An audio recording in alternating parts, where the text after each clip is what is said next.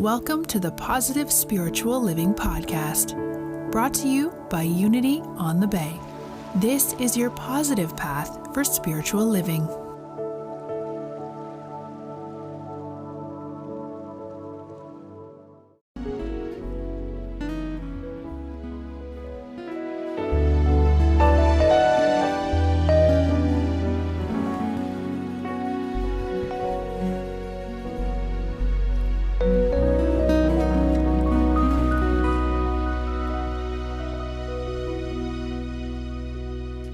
I want to take a moment to recognize this beloved community. This beloved community that I am very grateful to, that totally transformed my life. And during the month of September, the value that we're recognizing is community. And sometimes it's overlooked. But take a moment to appreciate a community that you can come however you're feeling, broken, fearful, no matter how many mistakes you've made, and you are seen, truly seen for who you are. A community where you know that you're not alone, that you're fully loved and accepted. Doesn't that feel good? We may be going through challenges, struggling through day to day, but we can come here and put our burdens down for a moment and just open ourselves and allow Spirit to move through us, to guide us, and ultimately to wake up to who we are, to wake up to our innate nature. And as a community, when we wake up, can you fathom the immense power that's here? The immense love, the immense possibilities, an awakened community? Because that's my dream for you, Unity on the Bay. That's my dream for each and every one of you, that you can realize all your dreams and collectively be such a beam of light that we can transform the world by first transforming ourselves. So, thank you for being here. Thank you for being Unity on the Bay, for you are Unity on the Bay. I heard of this family where the father went out and bought a lie-detecting robot. And so he decided to try it that evening while they're having dinner. So they're having dinner and they're talking, and the father asks his son, "So what did you do this afternoon?" And the son says, "I did some schoolwork." The robot comes to him and slaps him in the hand. Well, that's not quite so. I actually went to my friend's house and we watched a movie. And the father says, "Oh yeah? What movie did you watch?" And the son says, "We watched a Toy Story." Robot comes back, slaps him again. "Well, okay, we watched porno." And the father says, "I'm shocked. Porno? At your age, I didn't even know what porno was." The robot comes and slaps the father. Meanwhile, the mother is laughing and she's having a field day, and she says, Oh, you could totally tell that he's your son." The robot comes and slaps the mother. That same evening, the robot was put for sale. So they wanted to get rid of the robot. So, what's the moral of the story? The importance of telling the truth. The truth is what sets us free. And today, we're going to have a truthful look at fear, what it is and what is not. How many of you would like to absolutely get rid of fear once and for all? Okay. Well, I'm here to tell you that fear can be your best friend. Yes. But first, we must understand fear. And understanding is a divine faculty, one of our spiritual gifts. So through understanding and wisdom, we can know the gifts that fear brings. Well, first thing is, know who you are. Know that who you are can never, ever be hurt in any shape or form. That you already are free. Your innate nature is freedom itself. So the first thing to recognize is that when fear shows up, you're identifying with something that is not from your innate nature, from the freedom that you are. Now, if you're standing here and a bus is speeding down your way, freedom is a good thing, right? Because it's telling you, run. Freedom is innate in our nature. See, for thousands of years, we were hunters and gatherers. So when we were out in the wild, it was a good thing to have when there was a bear right in front of you, and then you say, okay, I got to run for my life. But most of us on a daily basis do not have those fears. These are rational fears, and they're welcomed, right? But during the years, we have evolved, our brains have evolved, and so has fear. So now fear shows up in subtle ways. But when it shows up, it can be very, very useful. These irrational fears can be your best friend. Why? Because fear is an alarm clock. Ding, ding, ding, telling you, hey, wake up. Your sacred pause. Take a moment to breathe and begin to notice. Go inside yourself and notice, what are you fearing? Tell the truth. Tell the truth. What's really going on? Even if it feels uncomfortable, be willing to look. Be willing to be with fear. And when you're willing to be with fear, fear will begin to reveal many, many things. Some of the things we might not even want to see. For example, you're about to go on a date. And it's a wonderful person, you know, all the check marks, everything you're really looking for, right? And then you're feeling fearful. And then all of a sudden you want to cancel the date. Or it's a new job opportunity, whatever it is. Something new is showing up in your life, and you know that it's good for you. Part of you knows. But you're about to cancel it. You're about to turn away and not move forward. So what is really, really going on? If you stop that sacred pause and be willing to look, well, and you go within, you begin to ask yourself, well, what are some of the thoughts that I'm thinking? What is the story that I'm telling myself? And that's when you can begin to dismantle the story, because most likely you are projecting some past memory into some projected future. And just because you've had horrible relationships in the past, because you've been playing the same story over and over again, doesn't necessarily mean that you have to project it into the future. So you can stop and notice the fear and go within, breathe, and then this alarm clock could be a turbo booster. Really give you the energy to have the courage to do what is uncomfortable, to move outside of your comfort zone. And that's right understanding of fear, because ultimately, there is no such thing as but fear. It's just fear or love, and fear is not real, because fear is false evidence appearing as real. False evidence appearing as real. But this false evidence, when not investigated, can certainly get in the way to our greatness.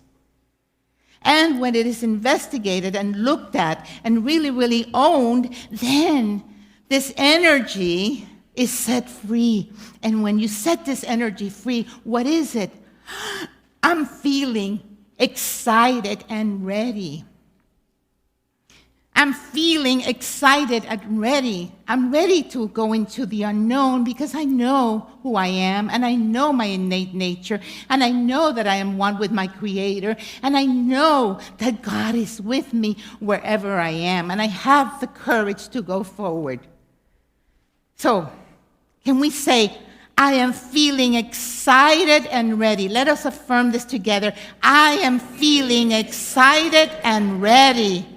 And I am ready to go forward because with God, I cannot fail. And so, whatever may have been going on, whatever story we could have been telling ourselves, well, there's been identification with a limited sense of self, this I, this egoic nature. And the moment we recognize it and see it through, even if you haven't questioned all the thoughts, allow the thoughts to be, but bring your attention inward. Truly bring your attention to that is unchanging, and it is always in the present moment. This here and now reality. That's where the I am is. That is where the courage and the strength of God lies. And from this place of the I am, I can rest, and that is my expanded sense of self. So fear will show up every time that we're about to take an evolutionary leap. It will show up because there's something that must die. There's something that we're ready to let it go because we're ready to expand our territory. See, fear invites us to stand in the threshold to our greatness. And when we're standing in the threshold to our greatness, it's very easy to go back if we don't really meet it face to face. And that's where we have to have the courage to meet fear face to face and go beyond it.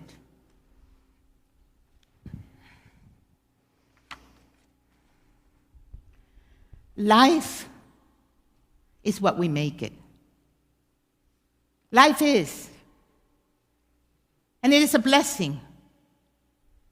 But if through our minds, we label things good, bad, we put the labels, we put the meaning to life. So life can be heaven or hell, whatever we may be experiencing in our minds. And as I was pondering upon that, I came upon this article from Science of Mind by Austin Vickers, and I want to share a bit of this. Heaven or hell. And he says, it was cold and rainy the day I went to prison. Although it was in the middle of the summer, there was nothing warm about the place. There were no plants, no heating, no color, no life. Simply a dark, barren, harsh concrete trap on an island made of rock in the middle of the San Francisco harbor. The place was Alcatraz. Fortunately, I was there only as a visitor. But even being there for an afternoon gave me a glimpse of what life must have been like for thousands of prisoners who lived there before the prison was closed. It was cold, dark, a hunting place that allowed few, if any, of its residents to escape. And then he goes on to say that the tour guide, his name was Whitty, and Whitty had been a prisoner in Alcatraz. And he was describing how it was hell. It was totally hell being there. So, in a break, Austin goes to him and he says, Whitty, was it really hell to live in Alcatraz? It totally must have been. And Whitty said, well, I only knew that after a while. While I was living there, it felt like home. I didn't really recognize that I was in hell. And he says, I can't begin to tell you the amount of guys that when their sentence was over, they would go to San Francisco and purposely commit a crime so that they could come back home to Alcatraz. Because Alcatraz was home for them. Why is this? Because it was their comfort zone. And while all of you, none of us obviously have been in Alcatraz, but I can tell you one thing, we all have our own prisons of the mind. And even what was yesterday's castle could be today's prison.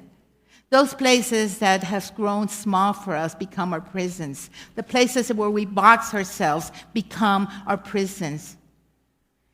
And it doesn't feel comfortable when we want to move forward and go to something that is unknown. That's where fear shows up. Fear shows up when we're ready to move our comfort zones. Fear shows up when we're ready to go beyond our default. And sometimes our mind's default is that of sadness, of being in pity, in telling our victim stories over and over again. And so, in order to move forward toward greatness, that must die, and it doesn't feel comfortable.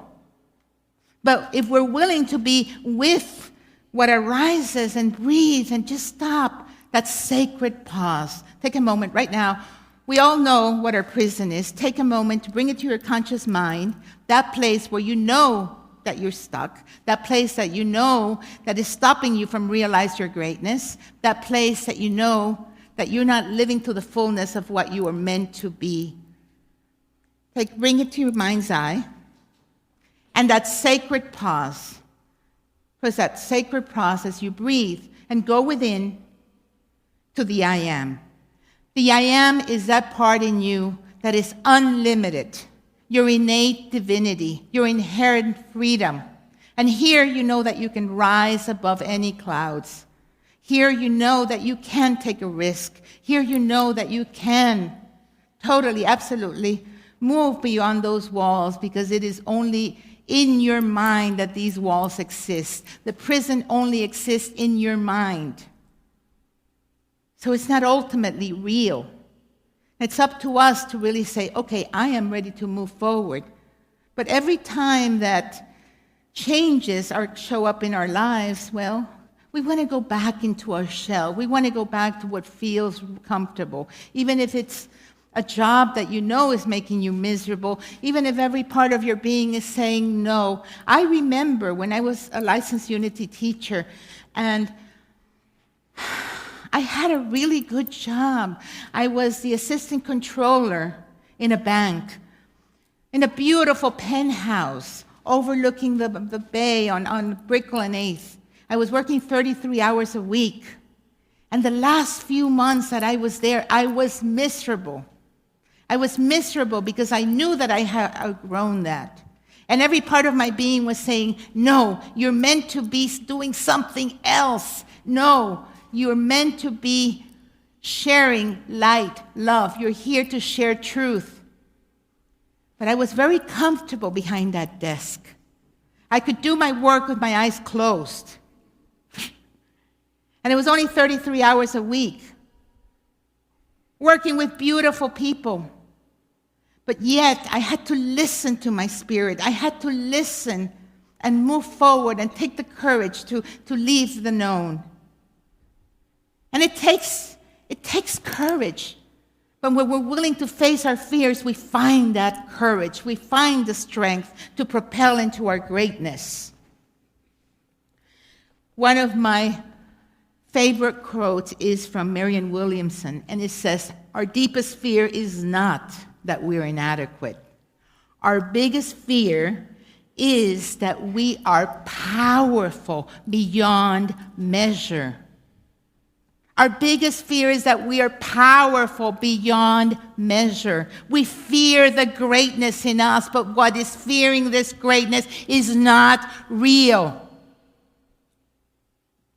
What is fearing this is the ego. It's the false sense of self that we have identified with. It is our conditioning. It is our programming.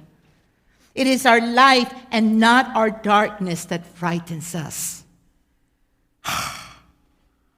Wow. Let's take a breath. Expand your sense of self.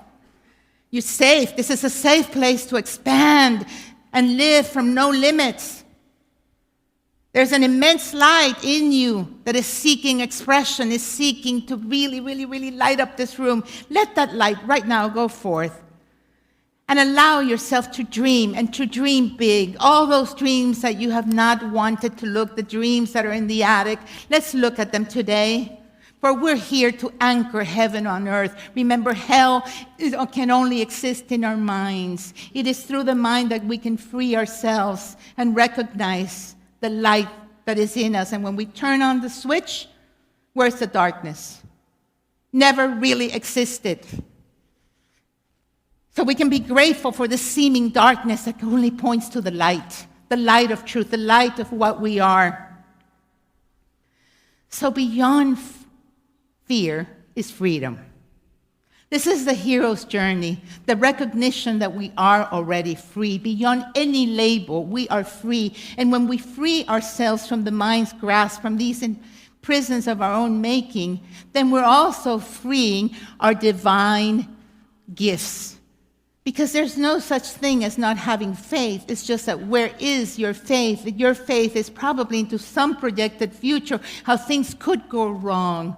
And when you stop that and notice what is here, then you can project that faith into shaping your reality. Faith is the perceiving power of the mind linked with the power to shape substance, and there is infinite substance, infinite divine intelligence everywhere present. And this faith, imbued with love, raises our vibration because love is the glue that is present in all creation. Our innate nature is love itself, and love recognizes love, and love attracts love, and then love knows that there's only love.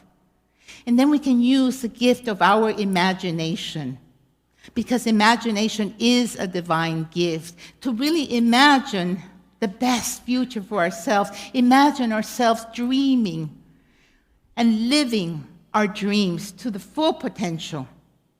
And we all have dreams, and dreams that we have boxed away, but we all know that there's a calling and a purpose that we're here to bring forth to the world. And we begin to use our imagination from the place of the I am, not from the place of what is false, but from the place of the I am. And the I am is that in you that is infinite, that in you that is one with your Creator.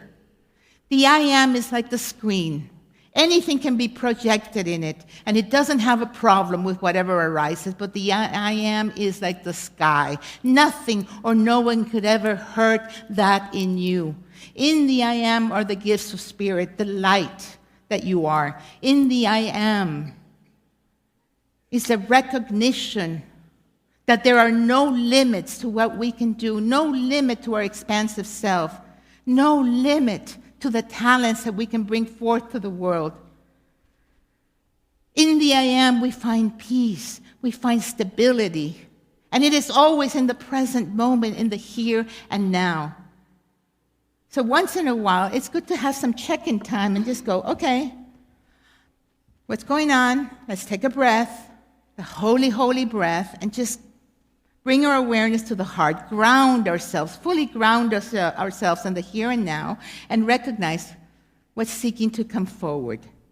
And then begin to imagine, begin to see it right. Because, as Einstein says, imagination is greater than knowledge. And you know why imagination is greater than knowledge? Because everything that we see in this world was first in somebody's imagination. Just the same way that God imagined the universe into existence, we imagine our world into existence because everything is really a mirror. And it's always a mirror pointing us to look inside ourselves. Let's say that you're looking at yourself in the mirror, and you look at yourself in the mirror, and you see that you have something on your cheek, and you have a big spot on your cheek. What do? Do you go to the mirror and try to take it off? That's not going to work, right? You have to go and take it off from your own cheek. So the mirror in consciousness is always inviting you to go within and see where your gifts are projected. Are you projecting them in something false, or are you projecting them from the I am, really envisioning what could be? And then, as Picasso says, everything you can imagine is real. Because the brain cannot tell the difference between what is real and what is imagined. So we begin to create new grooves in our brain. We begin to create the life that we want. You are all powerful manifestors. But wake up and begin to use these powers consciously. Turn to the person next to you and say, you are a powerful manifester. You're a powerful manifester. You're a powerful manifester. So now, start manifesting your dreams. Yes, you can. Yes, you can. If you set that intention out to the universe, I'm telling you today, yes, you can. Turn to the person next to you and say, yes, you can. Yes, you can. Yes, you can. And you know what? We are God's hands and feet, and we are here to realize these dreams. If not us, when? If not us, who's going to do that for you? It is up to you. And everything that we need will be provided. And then this fear can ultimately be our friend and guiding us to greater and greater intuition. And know that all is well when we trust God. See, there is only universal mind with all knowledge. Then this universal mind is in you, and you are in it. There is no separation because there's absolutely no life apart from what you are. We're one. This is what the new science says. We are one life. We are one heart. We're one universal mind. Our spirit is eternal. Our spirit is divine essence right where you're at. Infinite potential right here and right now. And pure potentiality. If you can see it, and if you can believe it, and you can envision it, it can be true. But we must be willing to dance in uncertainty. We must be willing to do that hero's journey. We must be willing to really, really face all the fears, knowing that every fear that comes our way bears a gift. And every fear is telling you, wake up, stop identifying with what you're not. You're here to be the greatest version of yourself right here and right now. So project into the future that you are seeing yourself being, because there's no such thing ultimately as past or future. It is all here in the now. So consciously from the now, project your visions. And then bring it back and open your heart, imbue it with the love, feel it as if it already is, because that is the law of attraction. It is all energy and it is all love. So we want to be in the vibration of love. We want to be in the vibration of the highest frequency that we can. And then we can tap into the joy of spirit. So if there's anything right here, right now, that is stopping you, be willing to face it. Be willing to say, no to the past, no to what you're not, and say yes to the very truth of what you are, the I am. And then that you will know, as T.S. Eliot says, that the end of all our exploring will be to arrive where we started. And from this place, know it for the first time. That here, now, lies your strength. Here, now, is freedom. Here, now, you are love. Here, now, nothing is stopping you from your greatness.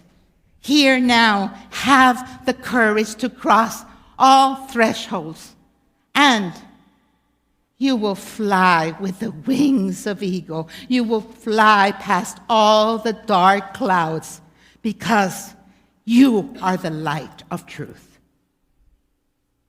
Let the truth set you free. Let the truth set you free. And know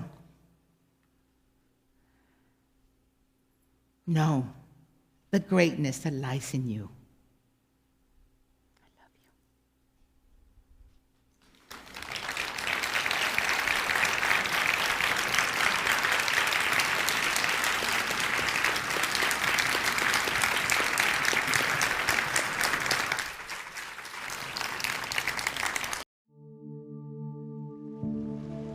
We hope you enjoyed this episode of the Positive Spiritual Living Podcast, brought to you by Unity on the Bay, a spiritual community located in Miami, Florida.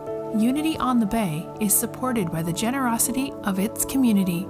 If you'd like to make a donation or learn more about Unity on the Bay, please visit unityonthebay.org. You can also follow Unity on the Bay on Facebook, Instagram, and Twitter for even more positive spiritual inspiration. Until next time, thanks for listening and many blessings. Namaste.